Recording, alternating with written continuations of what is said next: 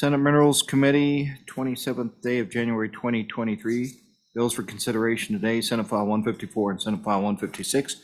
We will start with Senate File 154, Energy Authority Project Financing Refineries. And Senator Cooper, you'll present? Yes, sir. You here or out front? You're fine right there.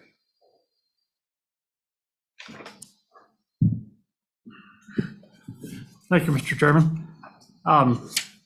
Committee, this bill was brought to us by my good friend, Mr. Luthi, in the governor's office, asking for support. Let me back up just a little bit. One of the things we found this summer on our gas and diesel pricing committee was one of the things that's affecting the price of gasoline and diesel in Wyoming is a severe lack of refining in the state. We're down to, I believe, 4. 2 of them are very small refineries. And so this is an effort to hopefully give companies that are hoping to expand those refineries a means of financing that expansion, or if somebody chose to try to build a new refinery, we can also finance that through the Wyoming Energy Authority. So with that said, the bill is pretty straight up. On page 1, 307-5-503 talks about support efforts. This bill will support efforts to maintain and expand oil and gas industries in Wyoming through constructing and facilitating the construction of oil and gas refineries and the expansion of existing oil and gas refineries in Wyoming. On page 2, basically a repeat of the same thing, subject to subsection B of this section and consistent with the purposes of Wyoming Statute 37-5-503, the authority may issue and have outstanding bonds to finance the construction or expansion of oil and gas refineries in Wyoming. That's the bill. Mr. Chairman, I do have a small Why don't you work that in right now, that amendment? Pardon? Why don't you work that amendment in right now? Okay. I believe you all have a copy of the amendment as it's written here on 37-5-602 in section B. We want to insert the words "and mineral processing and concentration facilities." If you read that section of the statute, it says that they have the authority to finance energy transportation facilities and related infrastructure, pipeline, transportation, distributing projects, but that does not include refineries. So that's the purpose of the amendment. That's the amendment. Go ahead and look at it. Any questions? Okay. All right. Okay. Committee, questions for Senator Cooper? No questions? Okay. There's no other questions. Let's go to the governor's office. Mr. Luthi.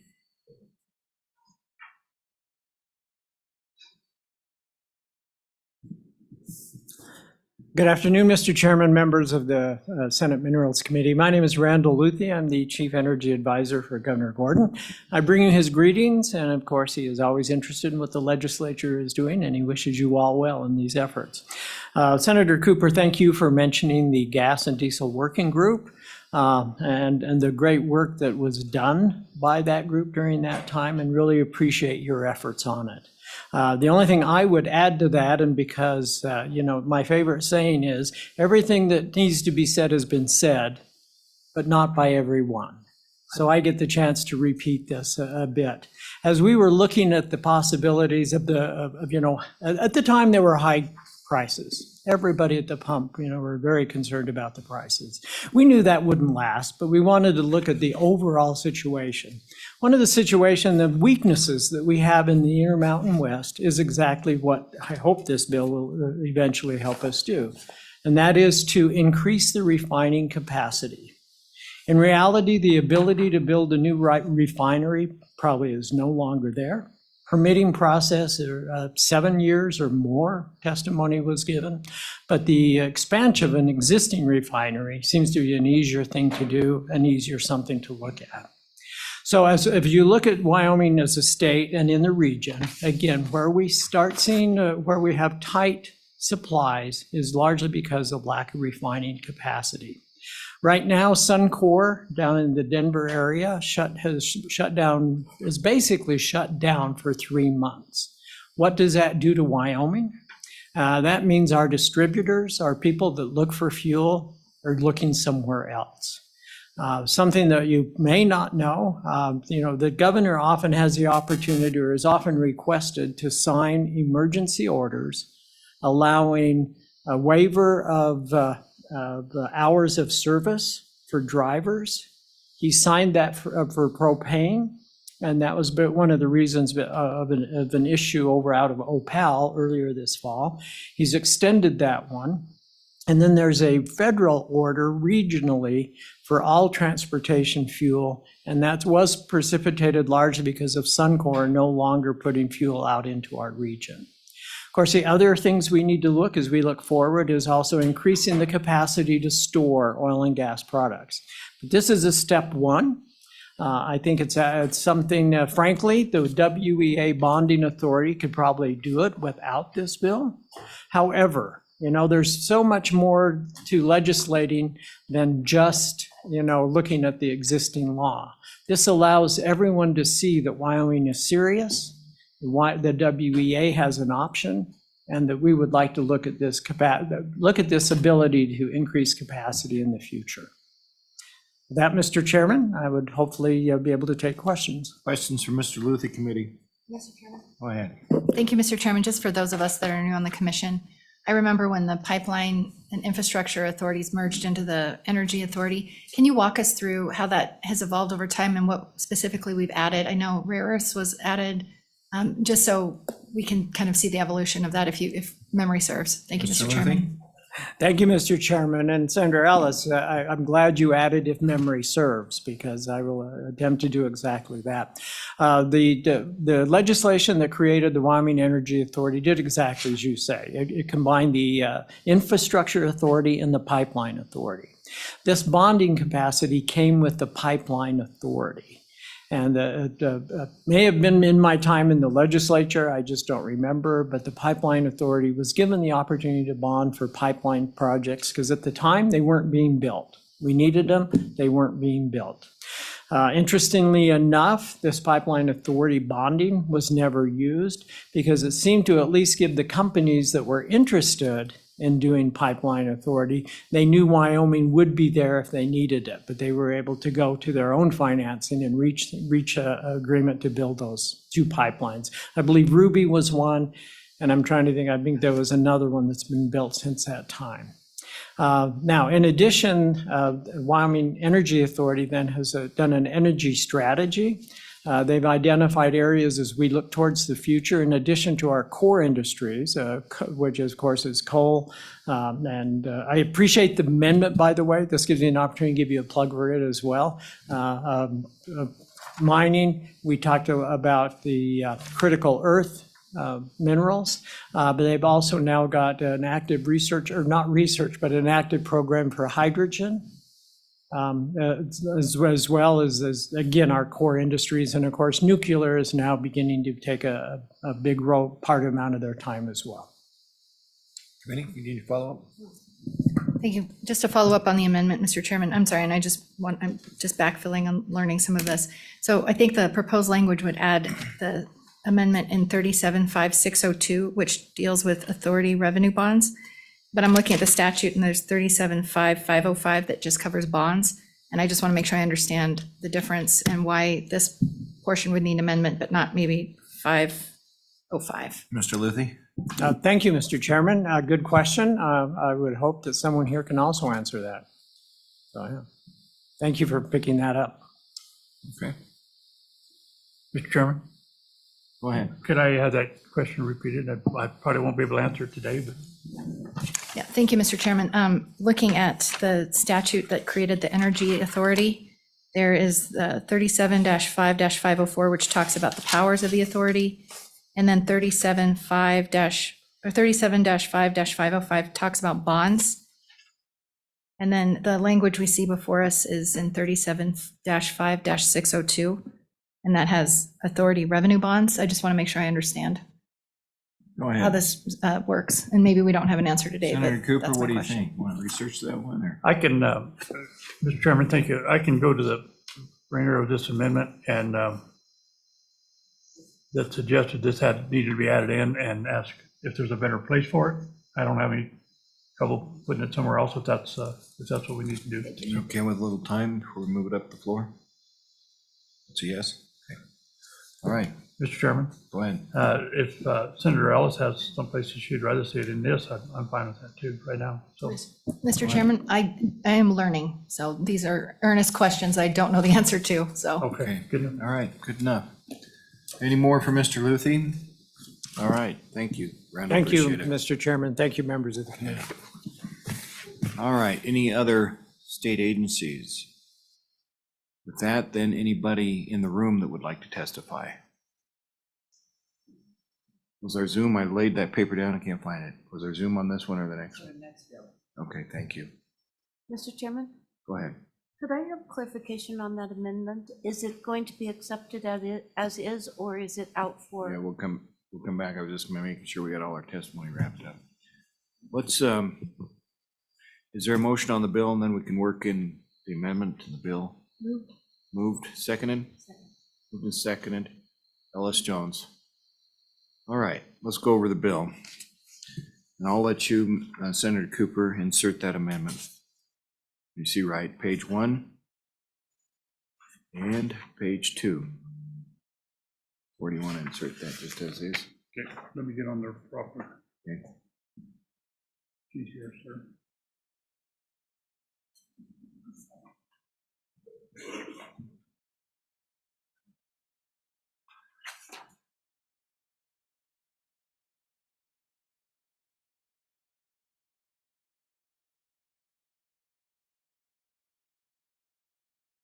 I'm a little confused about how to do this, Mr. Chairman, because this paragraph is not in the original bill. Are we inserting the entire paragraph? Well, That we right. need to do? Yeah, under 37-5-602. Go ahead. Mr. Chairman, it would probably go on line 11, since it's paragraph B, and I think they list them sequentially. So just go ahead. Okay, page 2, paragraph, or line 11. Yeah. Insert the language from the amendment for 37-5-602, authority revenue bonds, On line, issuance and amount. on line 11, is there a second? Second. Second. Any discussion on the amendment? All those in favor say aye. Aye. Aye. Opposed, nay. The amendment is inserted. Anything else on the bill, folks? Nothing else being on the bill, then move the bill. Bill's moved, second. I'll second. That's okay. Roll call. Thank you, Chairman Dockstader. Senator Cooper, excuse me. Aye. Senator Ellis, Aye. Senator Jones. Aye. Senator Breakfast, Aye. Chairman Dockstader. Aye. Bill passes. Mr. Luthi, thank you for your help on that and your direction. And Senator Cooper will take it on the floor. Okay. Next bill up for our consideration. Let's go next door for a moment. Yeah, there we go. Bring over Senator Boner. This is yours. It says for me. So for the I next bill, think this is yours. I didn't have any of this. it's yours. I got it too. Everybody has it. Okay. Oh, this whole packet.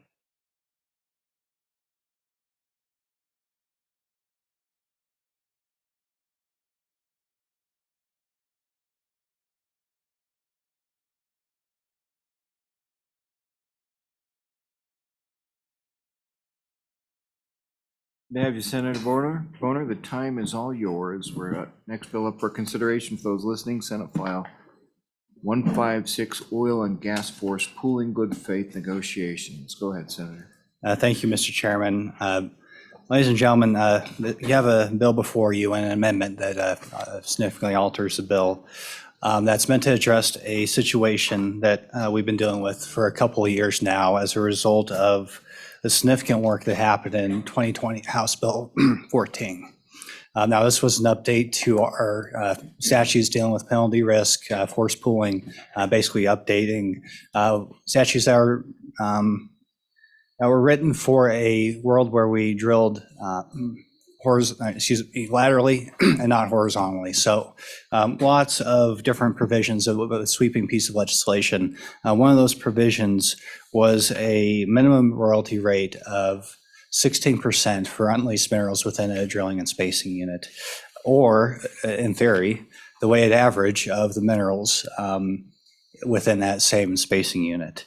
And so the legislation that I thought I was voting on had that second provision in there that would take into account the average of the minerals within that spacing unit, because the 16% was a concern, and it's something that I did get a lot of feedback from my constituents.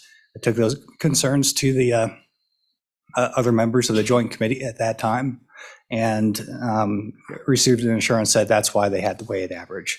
Unfortunately, that's not how this has played out once the bill was passed.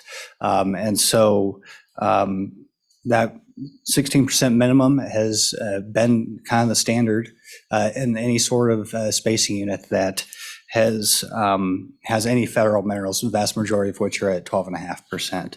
And so in the Powder River Basin, the status quo many of my constituents have been accustomed to was a royalty rate between 18 and 20%, plus a bonus or a rental payment for the ability to lock down those minerals for a certain amount of time.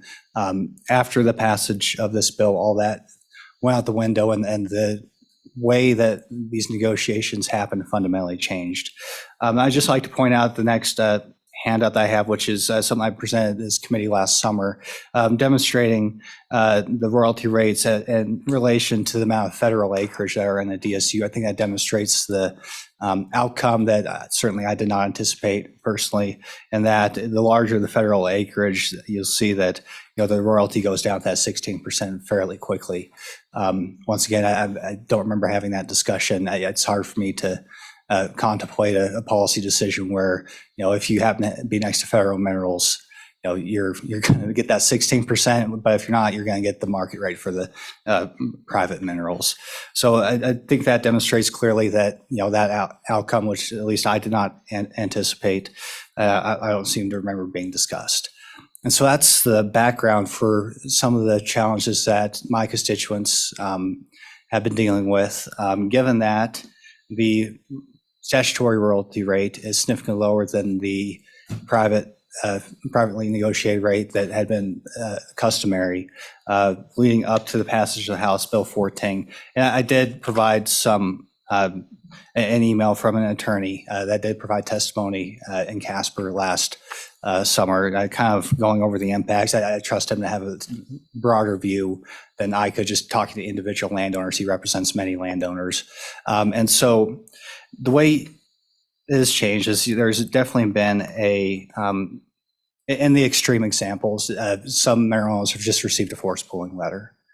And I highlight those extreme circumstances because I think it does highlight the challenge. And I did provide also two dockets before the Oil and Gas Commission, and I think that's demonstrated very well. In the first one, you'll see a very long list of unlisted or parties where they don't have an agreement with, and it's quite extensive. And you can compare that with the a list later on that shows everybody who's been given the information and kind of come up with a feeling of just how significant the lack of negotiation was. And keeping in mind that in some of these DSUs have, only a handful of mineral owners, others it's very fractured ownership.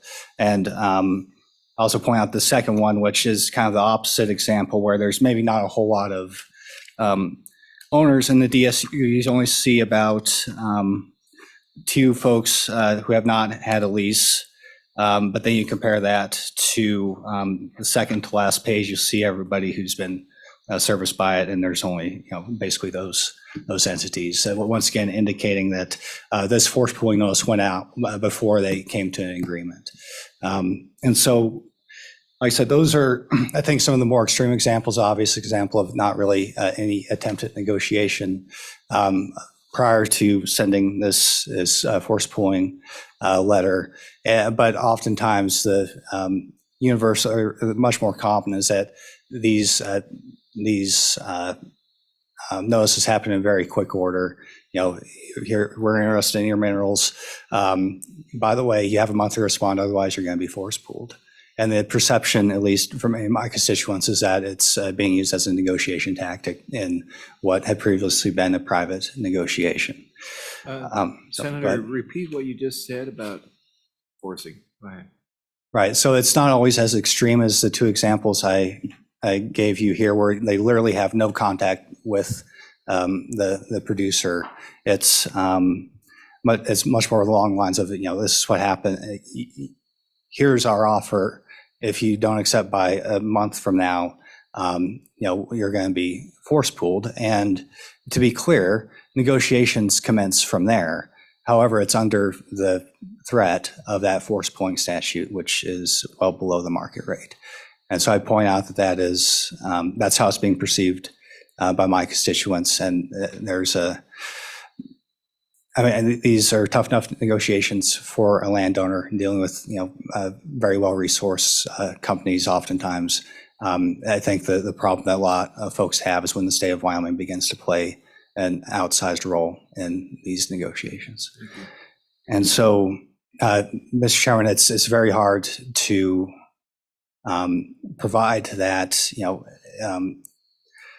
exactly how prevalent this challenge is. I will say that the bill that we did pass fundamentally altered the interactions in this very important area for my community. I just point out that, these royalty payments, they stay in the private sector, they stay in Wyoming, and it's an important part of Commerce County. I'm sure other parts of the state that have this sort of activity. So that's the bill, and just go over the solution here.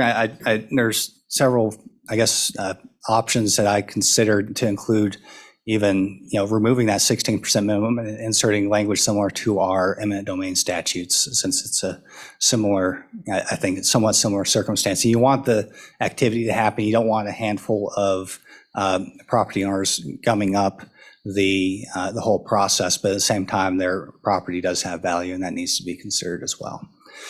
And so we decided not to go with that, although that is an option. And simply, you'll see here in the amendment, simply saying that, the operator is required to negotiate in good faith before they enter a force pooling order.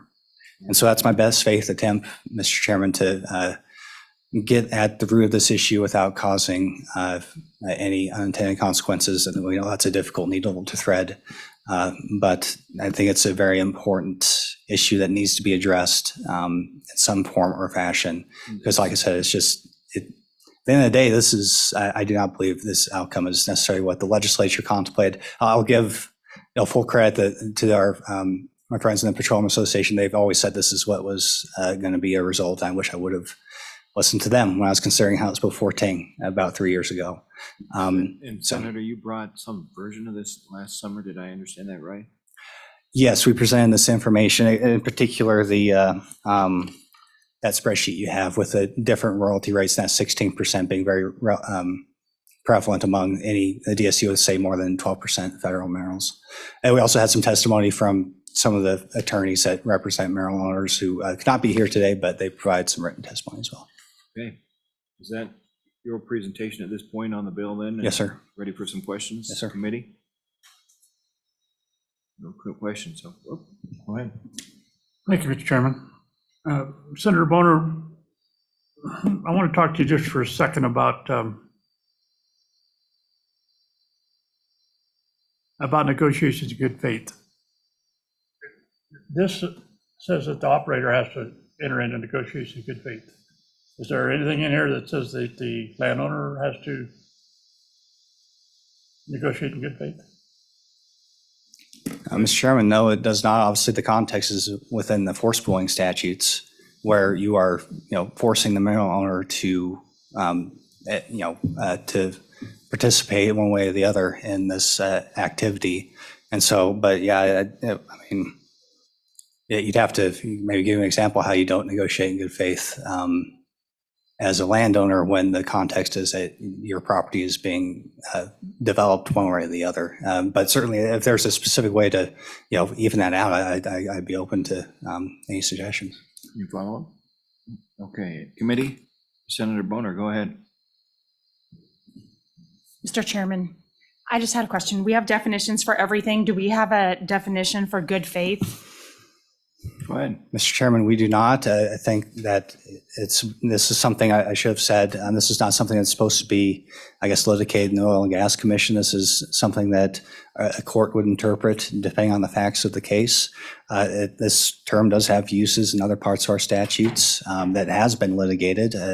I can tell you, for example, something that does not qualify as good faith negotiations when a pipeline company comes in and says, this is what you're going to get, and they admit in court that they decided ahead of time before they talked to the landowner that does not qualify as good faith, for example. So there is, now if we need to further define that in some within the concept of this statute, I think that's something we could consider, but it's we also don't want to get too prescriptive as every instance is going to be somewhat different.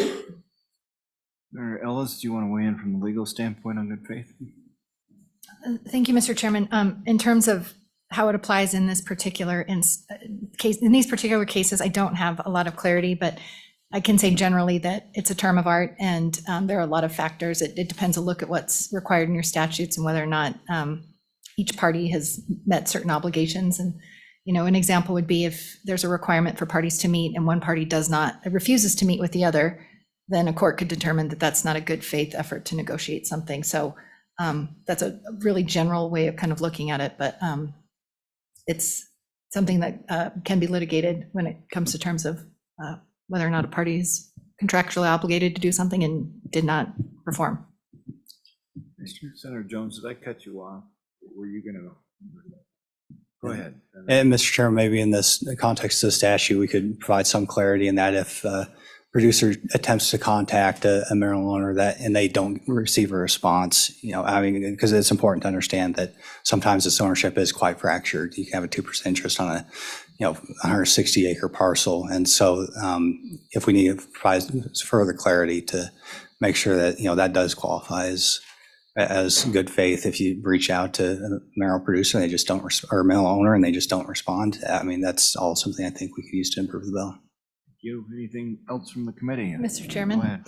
I just wanted to get the Senator Boner's perspective on this because we've had so many fights about it already today.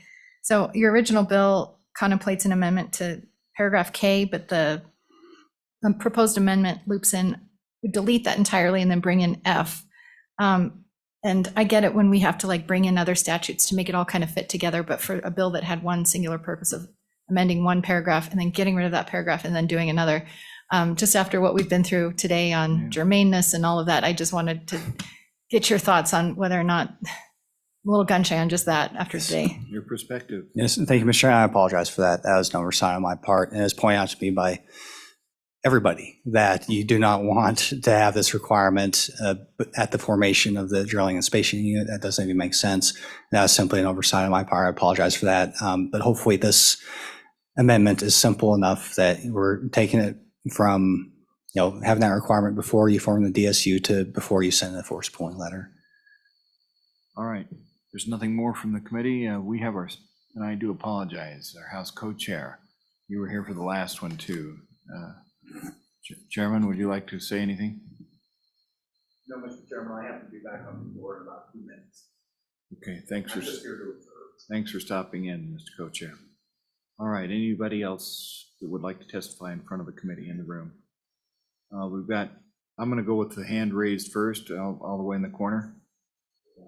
Well, you're going to get to be second. And then third there. Go ahead, sir. Did I jump the gun? Yeah, it's okay. Sorry. You edge somebody out, that's all right. Go ahead, state your name and Mr. Chairman, my name is Alex Bowler. I'm a property owner in eastern part of Laramie County, and I'm on the board of the Cheyenne Area Landowners Coalition. Thank you for joining us. And my comments really pertain to the bill as I copied it off of your legislative site. So if it's been amended significantly, I'm a little bit to the right or left of where we want to be. But anyway, I want to kind of give you a perspective of how this hits on the ground. The mineral rights, the landowner with mineral rights, he receives a letter out of the blue from the oil and gas company, and it ceases to lease his minerals and offers a pro forma type of mineral lease. This scares the heck out of a lot of the landowners, and they come to us and ask us for advice. And what we tell them is they can either sign the lease, they can ignore it, or they can consult an attorney and try to find a more appropriate lease that meets their needs. For example, something that might be important to a landowner is water. They don't want their water to be polluted by this activity that's about to transpire. So then once the oil and gas company has at least 51% of the minerals in that drilling and spacing unit, he can forge ahead and go to the Wyoming Oil and Gas Conservation Commission and ask for a approval of a forced pooling order. And if that's granted, then the oil and gas company comes back to the landowner in the form of another certified letter with the proposal that you either lease your minerals to us or you become a partner in our process. And in both of those two phases, there's no negotiation that's going on between the oil and gas company and the landowner. We're in favor of this bill, at least as it originally came to you, because it does level the playing field. It causes the oil and gas company to negotiate in good faith with the landowner before applying for a drilling and spacing unit. So it hits hard on an individual landowner basis, and it's hard to imagine from the business end how that is, but when you're on the receiving end of these certified letters and these proposed leases, or this notice that you better sign a lease or become a partner of our drilling process, it's a scary thing for them. So the idea of requiring some meaningful negotiation, face-to-face type meeting between the oil and gas company and the landowner is very important. So, Mr. Chairman, I'd try to answer any questions you might have. Questions for our guest? Questions? Thank you, sir. Could I have you say one more time, there was an organization you represented, sir? Sir, there was an organization you represented, I wasn't clear on that. Cheyenne Area Landowners Coalition. Thank you. All right, back in the corner, the very back corner.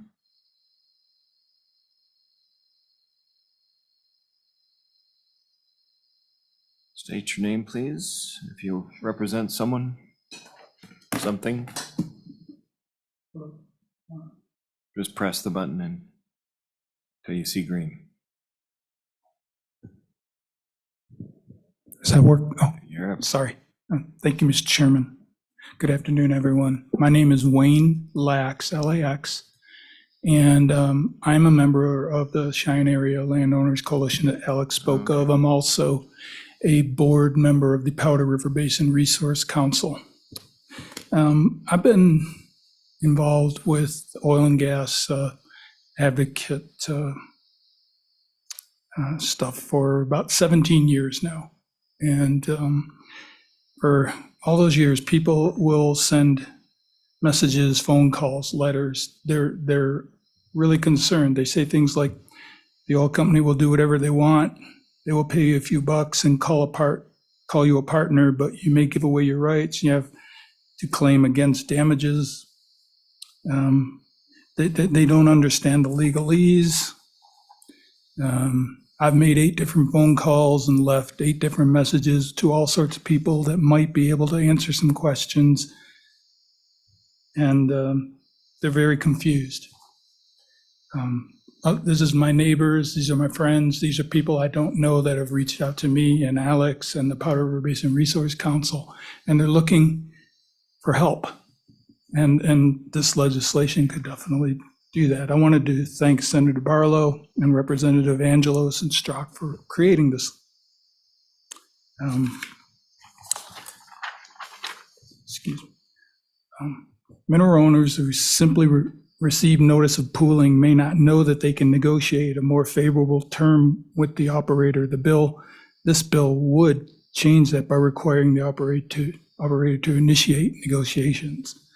And good faith negotiations are already required for surface use agreements under the Wyoming Split Estate Statute or condemnation under Wyoming's eminent domain laws. This bill would simply bring forest pooling in line with the other processes.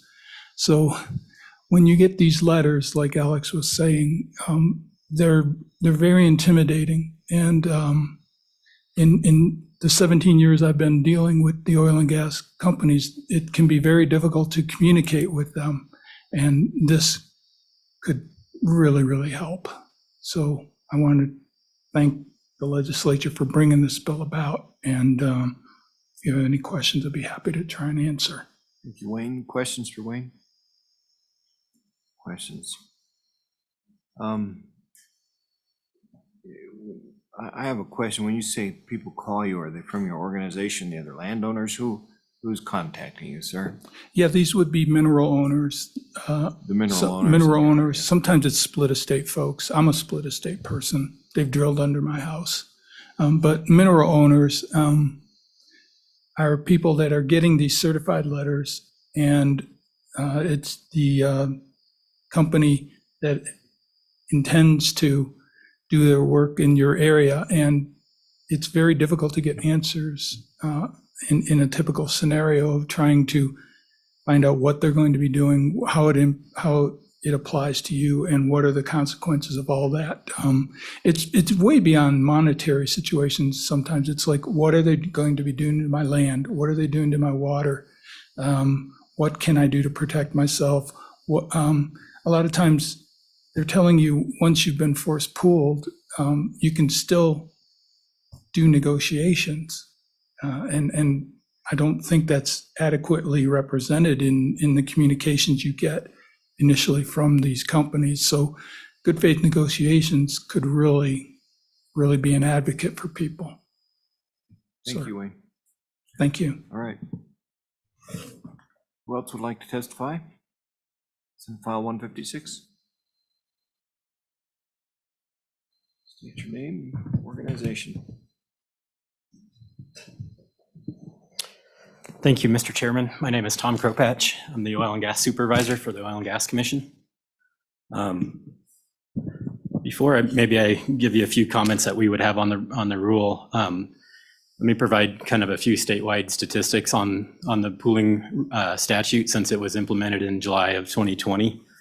And these numbers are a little bit dated because we prepared these for the Minerals Committee interim session this last summer. So they were really from the spring of April, or about April of 2022.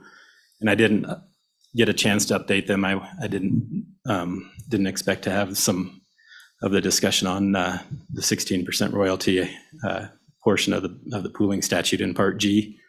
But between July 1st of 2020 and April of 2022, the commission heard 295 pooling applications. Out of that 295 applications, 75 of those, or 25%, roughly had unleased minerals within them, and 225 or 75% had no unleased minerals within the DSU.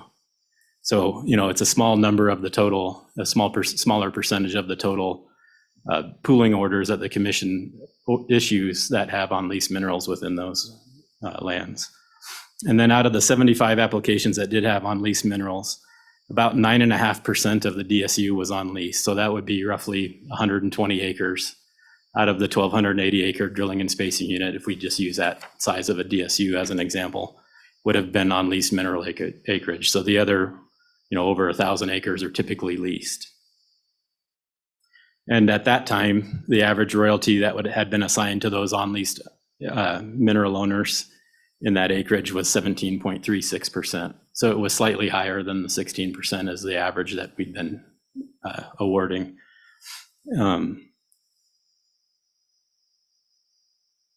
And since that time, the commission approved a rule related to forced pooling, or we would call it compulsory pooling in our rule. That rule was issued in April of 2022 by the final commission vote in April of 2022 anyway. And it really just clarified who gets notice, making sure that the appropriate parties were receiving notice of the poolings, what information would be required in the application, and then the additional information that's required at the hearing so that the commission can make an order on pooling, and then clarified a little bit on the expiration of the pooling orders. Part F has a 12-month expiration of pooling orders in the statute. So that was what the rule was. And I think as it relates to Senator Boner's amendment and bill here, the commission would have two concerns with that. The first concern is that the language would insert the commission into the negotiations of a contractual matter between two private entities. The commission's not a party to those negotiations, and it really doesn't have authority to determine good faith, as had already been discussed in previous comments. But and then second, the timing of inserting those requirements for good faith negotiation at the point in the pooling process where they're inserted could really limit the commission's authority in pooling and issuing pooling orders.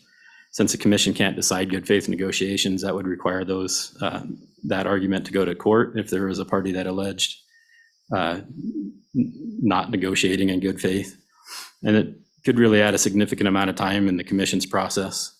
And as stated, when the commission issues an order, it's valid for 12 months. So if a well is not drilled in 12 months on that pooling order, then it has to start the process all over again.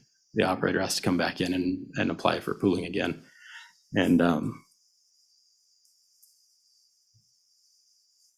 I think, Mr. Chairman, that I think the only other comment we would have is, since it says in the amendment, it'd be before applying for a pooling order under this subsection, the operator shall negotiate in good faith.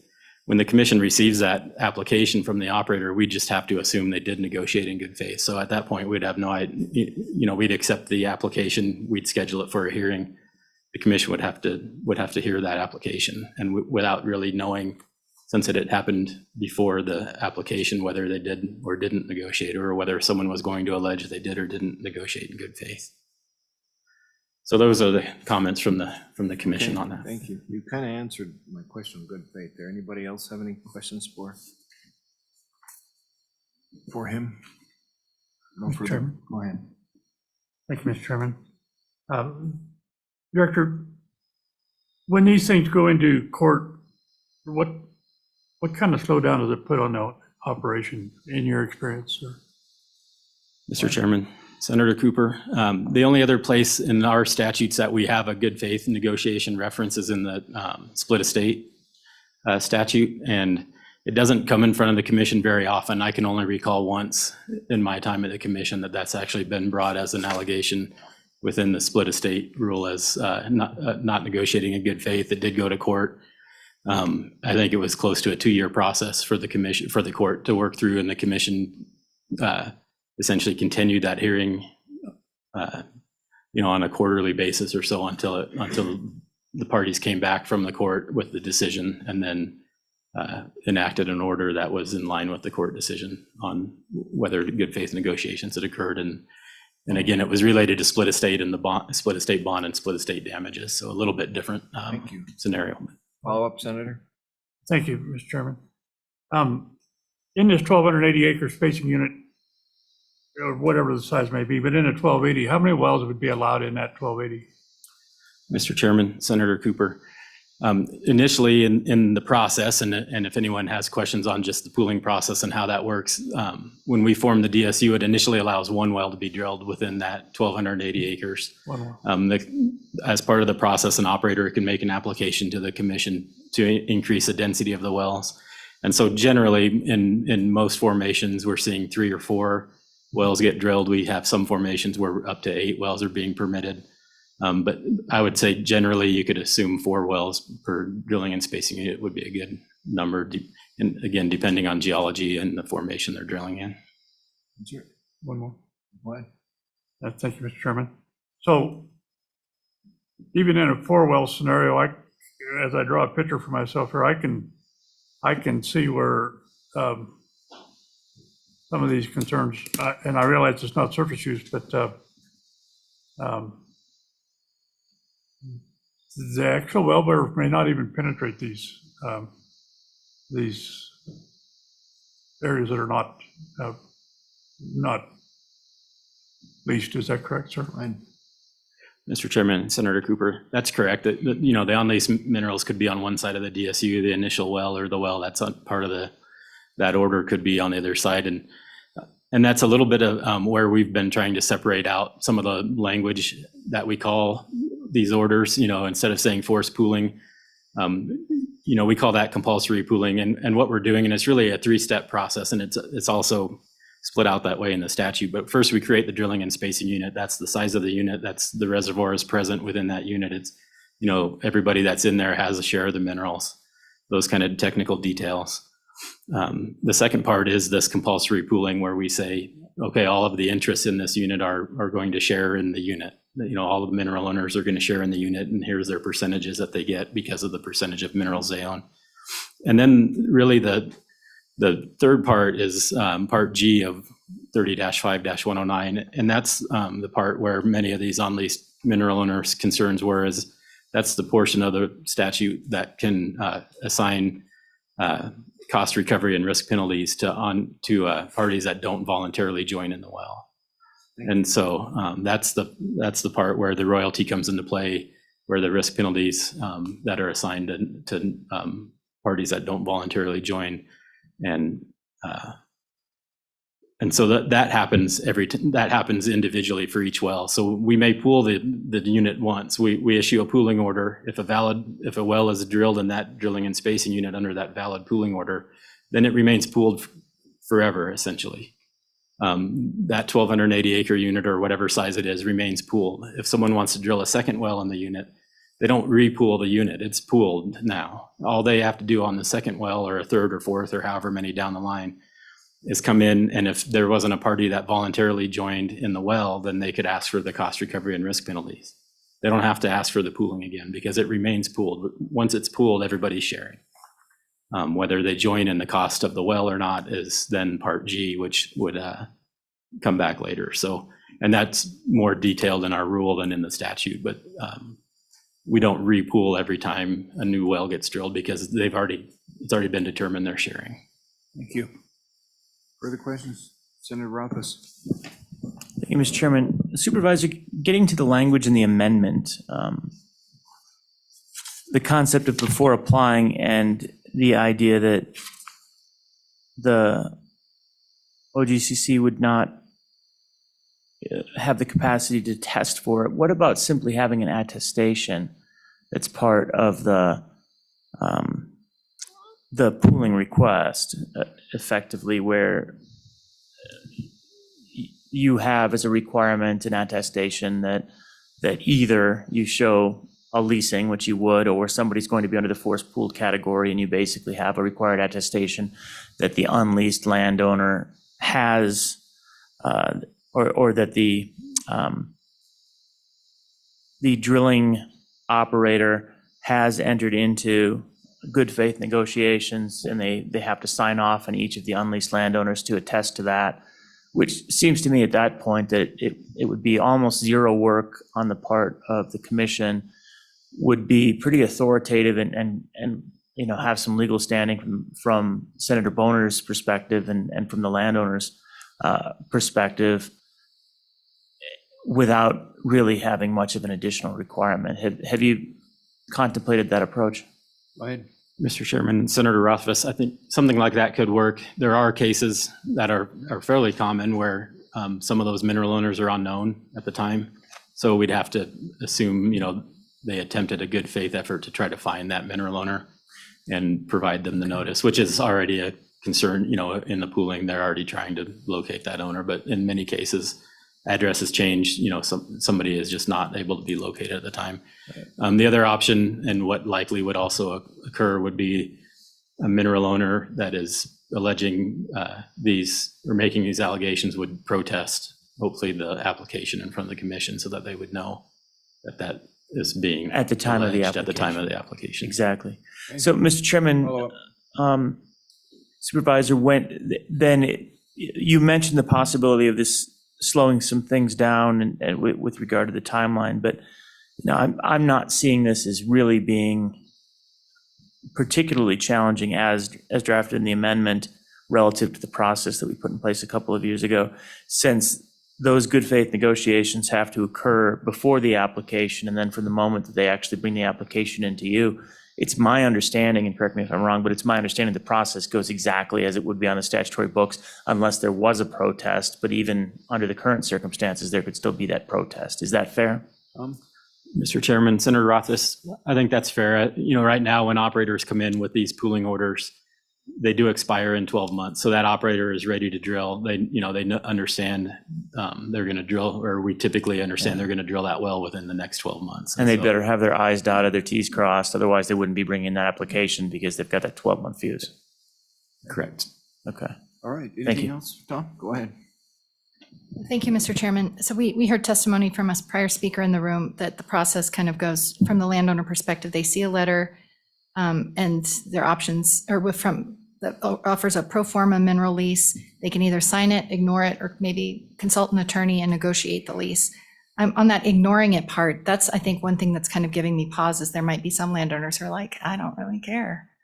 So I'm kind of curious to know, like, what your sense of that and how often that happens, where if you have someone who's really ambivalent, sees all this and says, yeah, I'm not worried about it. So then you have the energy company trying to say, I'm supposed to negotiate with you in good faith. And that person says, yeah, don't care. And they ignore it. I'm just curious how frequent you see that and just trying to understand how that works a little better. Tom? Mr. Chairman, Senator Ellis, I don't think we see it too often. I think in those cases, there is some discussion between the operator and the mineral owner. And so if they come in and they're not joining the well, the operator provides that information in the application for pooling. And so I guess from the commission standpoint, we don't ask why they didn't join, whether they just decided to ignore it eventually or decided explicitly not to join and voluntarily join in the unit.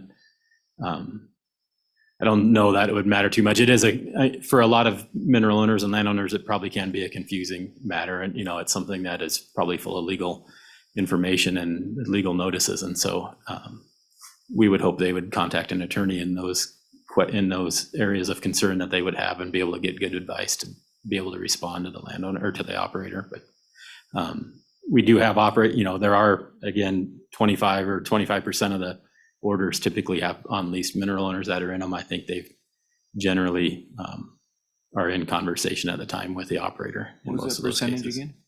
25%. All right. Mr. Chairman?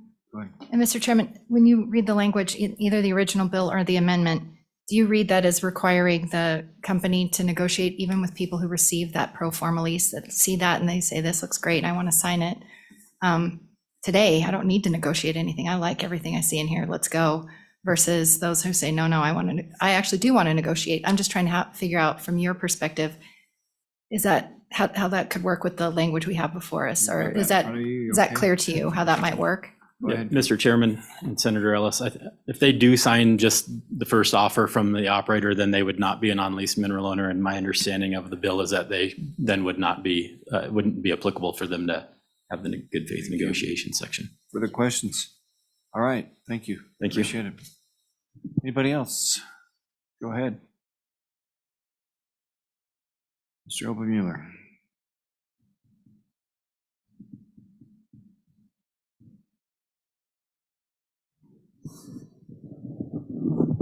Good afternoon, Mr. Chairman, members of the committee, Pete Obermueller, the Petroleum Association of Wyoming. Appreciate the opportunity to talk about this.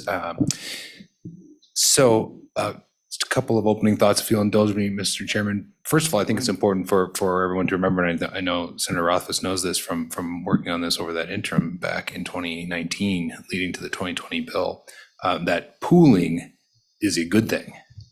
Pooling is what facilitates production in Wyoming.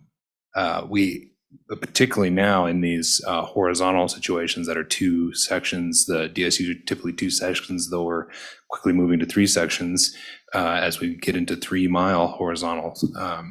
That pooling facilitates the orderly production of those resources from that entire area. Not only for us, pooling is beneficial for the mineral owners because you can you earn the benefit of that production, even if the well itself doesn't directly touch your property, your minerals with the well bore in that area. Not to mention just the minimal land impact and all of that from fewer well pads and all that. So at this point, particularly in the Powder River Basin, when we're talking about production is entirely horizontal wells, pooling is a must. And that's what the commission is therefore is to make sure that we avoid waste and to protect people's rights in those cases. So that is the backdrop. In 2019, we did, as Senator Boner said, we did completely change the system of how we dealt with pooling and how particularly we dealt with unleased mineral owners. And he's exactly right. When you make a big change like that, there are impacts for everybody involved. So very quickly, what we did back then, Mr. Chairman, where we're sitting right now, and we really haven't had the full look yet about these impacts, is the previous testimony was talking about you have 3 options. You can ignore it, you can sign the lease, you can get an attorney and negotiate. What we did 2 years ago is we protected in statute in multiple ways the person who chooses to ignore it or they're unleased for another reason. And that is, number 1, the 16% royalty or the acre weighted average.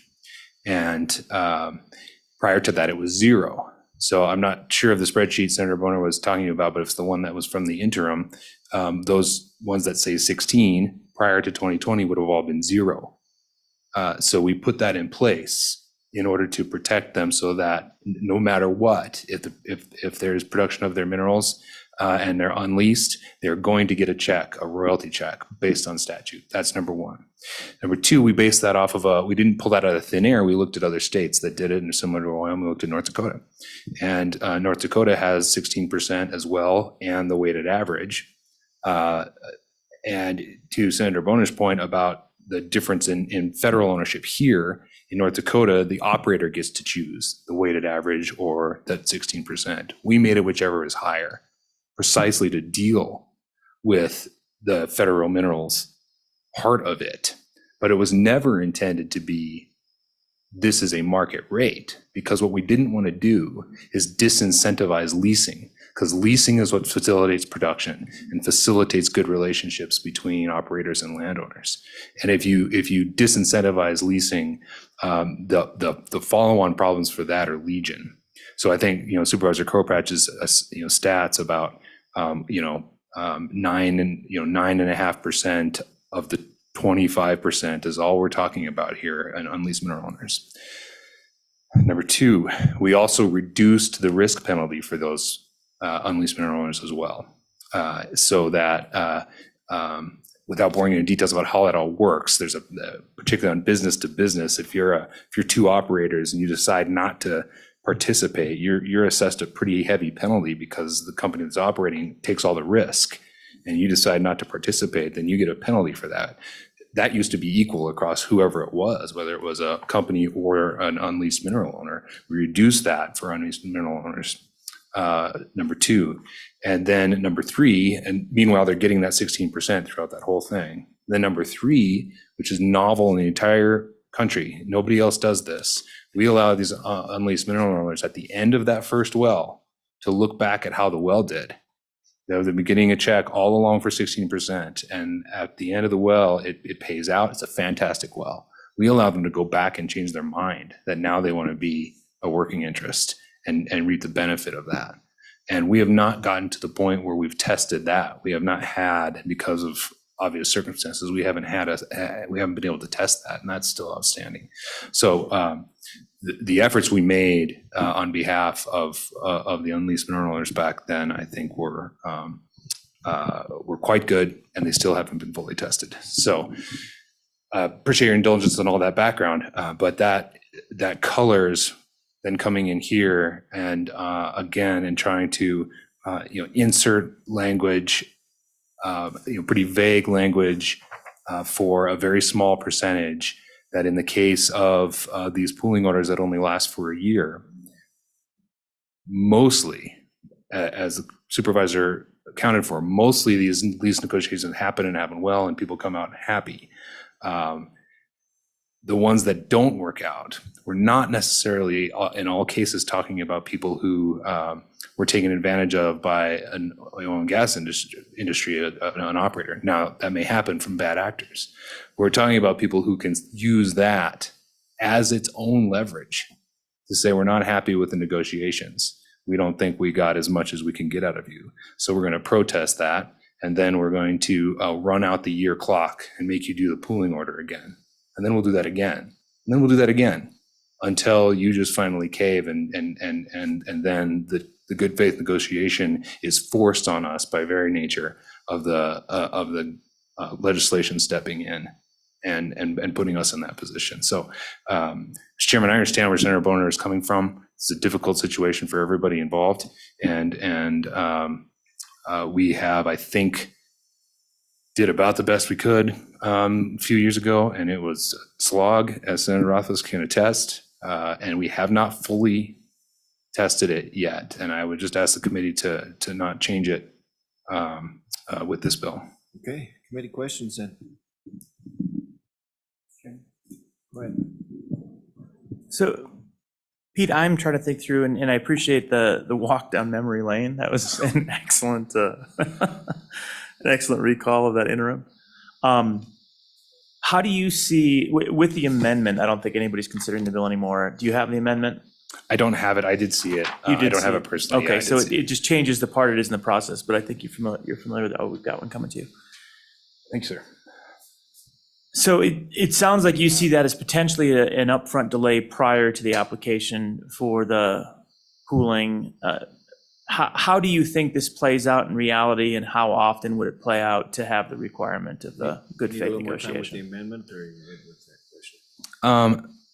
Yeah, Mr. Chairman and Senator Rothfuss, beg your pardon if you just ask it again. And, Sure. And that might give me enough time to figure it out. Yeah, I'm really looking for your thoughts on how this would actually play out, then what a timeline would look like if this were in place. Obviously, it is a small percentage of the owners that this would apply to, as opposed to how things would go currently. So I'm just trying to think, timeline seems to be the biggest consideration. How does this play into timeline?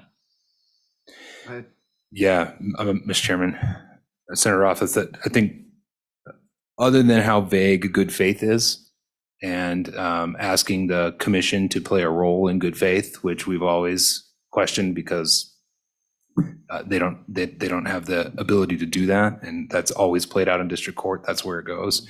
Other than good faith, the timing is the biggest question for us, particularly in the section that the amendment puts it in, and now that puts it within the 1 year timeline in order to accomplish. Well, yeah, Mr. Chairman, I think it puts it before the 1 year timeline effectively. You would have to be able to check this box before the 1 year timeline. And if there was an appeal, you wouldn't start the 1 year timeline because there wouldn't be an approval. That's sort of my assumption. It wouldn't run parallel. It would probably run series. I could be wrong, but that's kind of my interpretation. Mr. Chairman, perhaps we could probably go around and around on having just read this amendment 2 hours ago. Maybe perhaps you're right on that. But regardless, as I said before, but when you go to the commission with a pooling application, you're ready to go. So if it is before, first of all, it is before you would have to meet whatever that obligation was prior to that application. So it sort of accelerates when you have to be ready to drill, I guess. And I'm just at this point, I'm spitballing with you, Senator. Sure. Yeah. But then, and I lost my train of thought of where I was going after that. But yeah, it's. I guess I'd need more time to think about it. To be honest, and I apologize for that. That's all right. And Mr. Chairman, obviously the circumstance that this is for, which I don't think happens an awful lot, but it would be a case where you would have a tremendous amount of federal land. And so as you do the local weighted average, you're going to come with a number that's lower than 16%. And so from that point, the or kicks in of the 16%. And so, well, maybe we just don't bother negotiating because 16% looks pretty good to us. I think that's really the scenario of concern that leads to trying to get this in place. And as you noted, probably not going to happen a lot, but it could happen. And I think this is trying to address that. Do you have any other ideas on how to try to address that little fringe case? Thank you, Mr. Chairman. Yeah, I mean, I guess I have a little trouble with the premise that there's no negotiation. I mean, I don't think there's data that backs that up. All we hear is anecdotes about that. Sure, I have no idea. So, trying to figure out how in statute to force good faith when, first of all, I think the data shows that there already is good faith in pretty much all cases. It just gives me pause of trying to figure it out in statute. Now, I am completely interested, and PIW tries to police this internally, that companies, do the very best they can, accelerate their timelines as much as they can, give landowners as much notice as possible and as much information as possible, which unfortunately results in big stacks of paper that intimidate some people, all of that. So it's a never ending problem with regard to that. But putting it in statute it just makes me nervous, Mr. Chairman. Okay, thank you. Okay, you're done? Anybody else? Go ahead. Chairman, I'm trying to, thank you, Mr. Chairman. Mr. Brewer, I'm trying to get straight in my mind why an oil company wouldn't attempt to lease everything prior to. And in my experience, we're out there trying to lease every little cubicle of it prior to. And those leases are face to face with a landman, and he's out there, that's his job, is to go out there and do this. Is that correct? And is there a scenario where it wouldn't be in their best interest? Mr. Chairman, it's very difficult to think of a scenario where leasing is not the best option. It's simply the best way to facilitate production. But it does, your question jogged my memory about when I lost my train of thought with Senator Rothfuss, because what we tried to do is to say, Senator Rothfuss' hypothesis was that 16% sounds good and that'll be the floor. Well, prior to that, 0 was the floor, and that sounds pretty good. So the point of the bill was to make sure we protect those people in those cases, but not disincentivize leasing on their side, on the mineral side, not on our side. On our side, leasing is always better. It makes for better relationships. It facilitates the production between the working interests in the entire DSU. It makes sure that all operators in the unit know what's happening, and it's just orders of magnitude better to have leasing than to not. Okay, further questions? Pete, if this isn't the route, do you have some closing suggestions or directions or where your organization would like to? Yeah, Mr. Chairman, I think most in my organization would like to see how, keep in mind not only did we do this forced pooling, then we also changed the APD rule at the same time, and they interplay with each other. And they've all had some impacts in terms of, there's mention about not getting as many lease bonuses anymore. And that there's, that was part of it because there's generally higher royalties at this point. So those things happen, as a result. So Senator Boner is exactly right. It's had implications, and we don't know all of them yet because we haven't had very many wells that have paid out to test whether or not our protections have worked there. So, I think we always have to try to find ways to police bad actors as much as we can. I don't have a silver bullet for you on how that exactly works. But I think given the statistics Supervisor Kropatch mentioned, we do an okay job. Thank you. Go ahead. On that front, I mean, one thing that, and I don't know whether this is the interim or not, but we have to, now that everything Pete said was exactly right about the fact that we fundamentally changed the entirety of it. It was one of the most significant things we probably did with regard to oil and gas in the past 2 decades, and it really didn't make the news very much, right? Because it's kind of down in the weeds, but it was tremendous, and it was a really positive product. It was great collaboration, and it will be good for the state. But it was huge, and we need a look back. And then from that look back, we need to figure out if there's anything we need to tweak, because we did some things that were the first of their kind, and we have a process that hasn't had that reflection. So my question for Pete is this a good interim for us to have enough data to know maybe some tweaks? And you don't necessarily need to answer that now. Maybe that's something to go back to your community and chat about. But if it's not this year, it'll probably need to be next year that we take an opportunity to go through and refine and work through the issues that Senator Boner's talking about. And it sounds like, Supervisor Crowpatch has some things that he thinks might not be flowing as well as they could. I think everybody probably has those views. So, Pete, on that line, does an interim work if we have more information? Mr. Chairman, yeah, I think it might be a little too soon. I wouldn't shy away from it. There's nothing I love more than joint minerals committee meetings in the interim in Casper in the summer. It's awesome. That's totally fine. But I do think, given how crazy and unprecedented the oil and gas world has been over the last 2 years, that we may not have the data to see.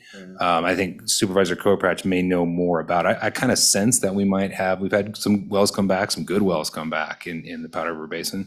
And we may get to that point where people have it's paid out, they've hit their premium, they're in that look back and they're thinking, and we might see how that works or doesn't work. We may see other things come up as it relates to the new technologies that expand our DSUs a little bit more. So I mean, it's one of those issues that I think the joint committee kind of always needs to keep their eye on, to be fair. Not enough. Okay. Mr. Chairman? Yeah, and on that point, in both the House and the Senate, there really aren't too many legislators that were involved in that project a few years ago. It might honestly be worth having it as an interim topic for 2 years, recognizing that a lot of what we'll do the first year is just building up our understanding and our capacity. You're our institution. All right, thank you, Pete. Let's check with the bill sponsor. Thank you, Mr. Chairman, committee. Thank you, Senator Boner. I'm not sure this is headed exactly where you want, but I'd like you to weigh in here. Let me double check. Anybody else? Okay, go ahead, Senator. Sorry about that. Oh, yeah. You stay right where you're at, Senator. Let's bring on the Zoom, Jim McGagno, Wyoming Stock Growers Association.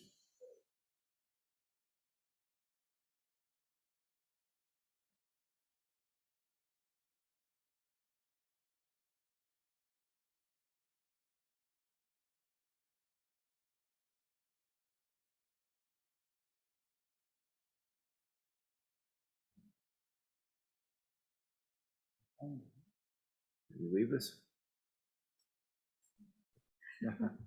Are you able to hear me, Mr. Chairman? We are. Go ahead. We'd like to see. Okay, thank you very much. And I apologize for not being there with you. Normally I would be, but today I had another commitment that kept me from being up at the Capitol. But I do want to. You got a video component you can hit? I do, yes. Let me take just a moment to turn that on. There we are. You're good. There you are. Okay, thank you. Jim McGagnon with the Wyoming Stock Growers Association, and also speaking on behalf of the Wyoming Wool Growers Association at this time. And Mr. Chairman, I've not seen the amendment. I think I have a sense of it perhaps from listening to the earlier testimony, but my comments would be somewhat directed to the original bill as we saw it, a bill that we support. And the way we look at this, and I've visited with numerous landowners who have had some concerns. We were involved in the earlier process that made the significant changes to the forced pooling statute and believe that those were positive, that they've worked well. From our perspective, we don't see this as placing an additional burden on moving forward with leasing. good faith negotiation isn't something that the law should have to demand. It's something that we, as people in business, whatever side of an issue you're on, we should be engaging in. And our belief is that most people do, including most of the potential lessors of these lands. But the thought here, as we've looked at this, is that by requiring the company to put some evidence in front of the commission that they've conducted good faith negotiation, briefly describing what that is. It's not our intent to put the commission in the position that they judge the quality of that. Our thought more is that because the negotiation took place is going to become of record in the application to the commission, that's going to foster better efforts at good faith negotiation, stronger efforts by those who perhaps have been somewhat lax in good faith negotiation. And by doing that in fact will tend to minimize even further the number of these cases that might actually end up in litigation, because the evidence of what was done is put out there to be made visible to everyone, and it's going to encourage that negotiation from that perspective. So somewhat similar to the earlier comments that Senator Rothfuss made, that's how we envision this process working, and for that reason would be supportive of this legislation moving forward, not to put a burden on there, but to emphasize something that we all normally do in our negotiations and create a record that in fact has been done and in what manner it's been done. With that, Mr. Chairman, I would simply be happy to answer any questions. Thank you, Mr. McGagnon. You think then this would, if we do this limits litigation, or at least steps it back? Mr. Chairman, we believe that it does have the potential to reduce litigation. I won't say that would eliminate it, but we reduce it because knowing that I have to declare up front what I did in terms of good faith negotiation is going to incentivize me to perhaps go a step further than I would have if what I did didn't become of record unless there was litigation. Thank you. Committee?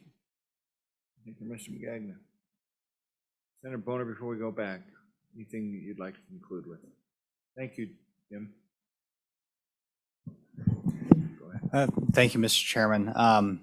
Yeah, just a few comments to close it out here. Appreciate everybody's involvement in discussion. As it was a significant lift, and I do believe that at the very least we need to take a good hard look at it.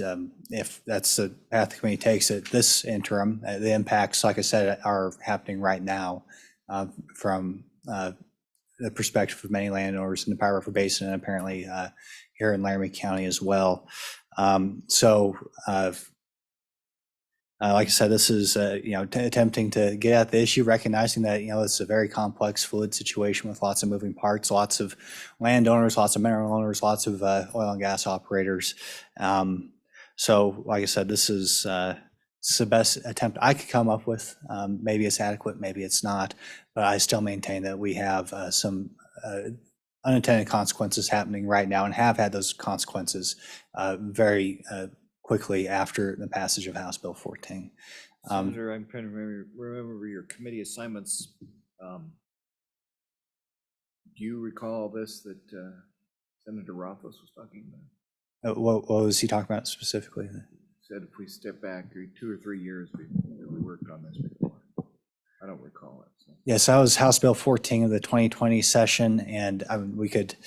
It dealt with a lot of things. This is just one part of what that bill dealt with. But the way I summarize this is updating our statutes from that were written when vertical drilling was the norm to the reality we have now, where horizontal drilling is the majority of the activity, near as I can tell, throughout the state. And so when you do that, it changes everything. The expense of the well changes, and so there's different percentages.